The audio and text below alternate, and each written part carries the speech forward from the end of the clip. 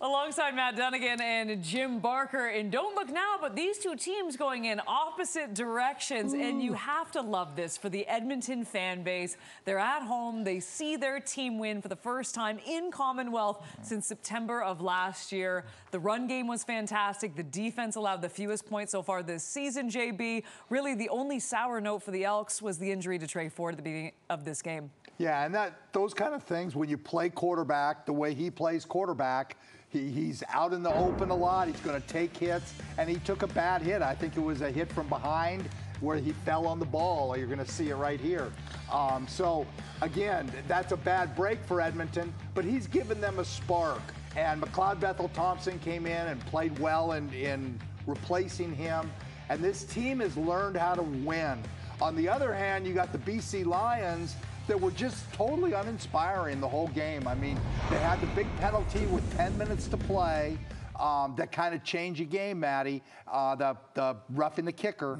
And from that point on, it was game over. Yeah, you and I were talking. It was like, yeah, this is huge. This is a game changer right here. Extended the drive, and McLeod Bethel-Thompson and Rankin, who's really showing to be a nice 1-2 punch, along with this guy right here, Javon Leake, on a 2nd and 12. He outflanks the defense. It's like nobody's covering area outside. And there's McLeod Bethel-Thompson finding rank, and he goes in the end zone. That's the difference in this ball game, because momentum was all Edmonton after that, and defense just stood on its head.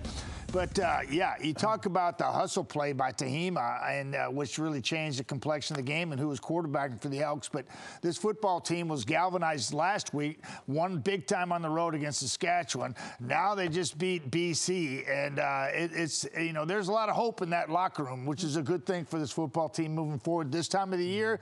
You know, I liked what I saw defensively, too. And Anderson playing Will linebacker, Morgan in the middle, and Moncrief at Sam.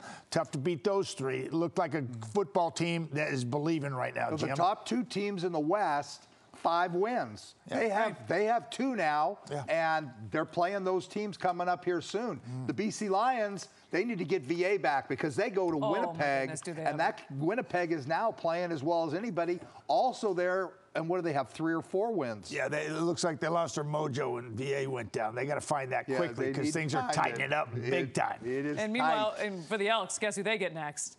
They get the Hamilton Tiger Cats, so they can be right back in the mix. It's amazing. The CFL, it's never done. This is why we love the long season. And also for the Elks, too. I mean, what a benefit to have that depth at quarterback, too. Yeah. When Tre Ford went down, MBT came in, did a very nice job. So things are rolling in Edmonton as we send it back to SportsCenter.